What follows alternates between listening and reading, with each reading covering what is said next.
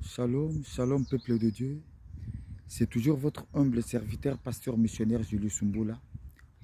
Bien-aimé dans le Seigneur, par la grâce que Dieu nous a fait d'être toujours là, c'est pour parler de la famille.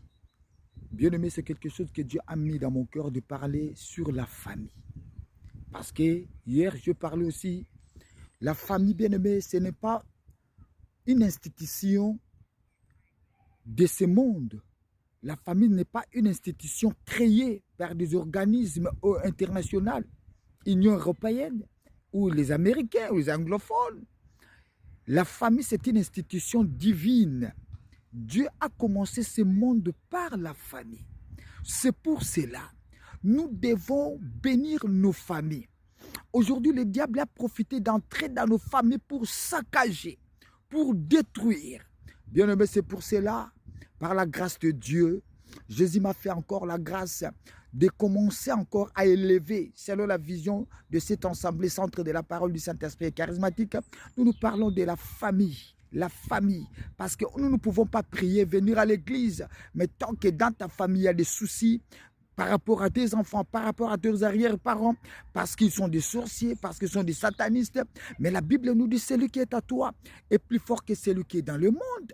Ma sœur, mon frère, toi qui es en train de me suivre en ce net moment, écoutez, la Bible nous dit, dans le livre de Exode, chapitre 20, verset 12, « Respectez ton père et ta mère, ainsi tu vivras longtemps dans le pays que moi, l'Éternel, je te donne. » Respectez ton père et ta mère pour que tu vives longtemps. Bien-aimé, c'est une grande commandement. Tu dois respecter tes parents. Tu dois respecter ton père et ta mère. Tu dois respecter pour que tu puisses vivre longtemps.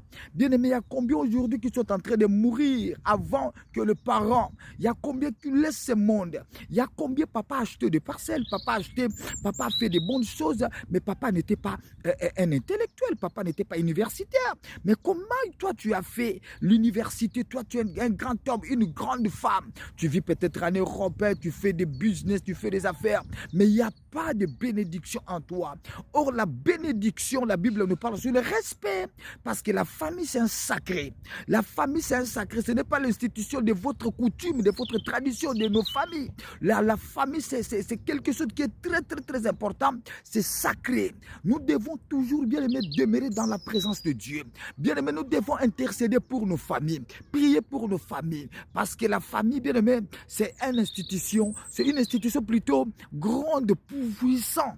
Bien aimé, je suis vraiment dans la joie quand Dieu me met dans mon cœur qu'on puisse parler de la famille. Ma soeur, bien aimé, n'haïs pas tes parents, n'haïs même pas ta mère, bien aimé, n'haïs même pas tes frères, tes soeurs, parce que la Bible nous dit, tous ceux qui sont péchés sont privés de la gloire de Dieu. Bien aimé, c'est une grande péché que tu es en train de faire. Bien aimé, tu seras privé parce que tu manques de respect. Quand tu parles de respect, il y a des respects de la sacerdoce.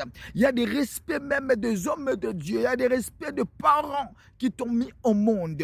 Bien aimé, tu dois respecter. Je parle de la famille. Écoutez, la Bible nous parle, dans la deuxième portion de la Bible, nous voulons lire dans le proverbe 22, verset 6, la Bible nous dit quoi? Donne à un enfant de bonnes habitudes. Dès ses premières années, il gardera même dans sa vieillesse. Bien-aimé, donne à tes enfants de bons conseils. Donne à tes enfants le conseil de connaître Dieu, de louer Dieu, de servir Dieu, d'évoluer dans la présence de Dieu, de savoir comment évoluer, d'entrer dans ses contacts, dans ses connexions. Il vivra longtemps, même dans sa vieillesse. Bien-aimé, ce n'est pas de la magie, ce n'est pas de la haine, ce n'est pas de la colère, ce n'est pas, bien-aimé, de mauvais comportements. Non, ce n'est pas de la sexualité. Tu ne peux pas montrer à tes enfants, il y a des choses, mais donne des bons conseils. C'est dans la spiritualité. C'est pour cela, bien-aimé, je parle de la famille. La famille, quel que soit le monde, parle des familles restreintes, les familles propres, les familles en Dieu. Il n'y a pas de famille propre, famille restreinte, tout ça, c'est une famille. Nous sommes des familles. Tu peux être congolais, tu peux être brésilien, Brazzavillois, tu peux être Camerounais, Français, Américain. Jésus-Christ, il a accepté la mort sur la croix pour que tous on parvienne à une vie meilleure. Jésus-Christ nous a acceptés. Jésus-Christ a réconcilié la famille. Jésus-Christ a tout fait pour que la famille aille en avant. C'est pour cela que la Bible nous dit, le Fils de Dieu est apparu pour détruire les œuvres du diable dans nos familles. Le diable est entré. Le diable est en train de ronger. Le diable est en train de compliquer. Il y a d'autres qui n'ont pas des enfants. Il y a d'autres qui souffrent de maladies incurables à cause de la famille. Parce que nous avons ouvert des portes.